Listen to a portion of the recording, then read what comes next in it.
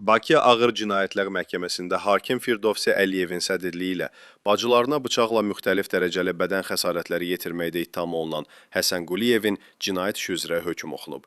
Lentas xəbər verir ki, məhkəmə tərkibi saxlanılan Həsən Quliyevin 1 il 6 ay müddətinə şərti cəzaya məhkum edilməsi barədə hökm elan edib.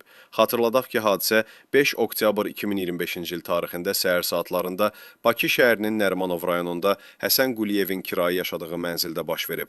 Təqsirləndirilən şəxs mübahisə zəminində əvvəlcə bacısı Şəfiqəyə, daha sonra isə digər bacısı Ülviyyəyə bıçaqla hücum edib.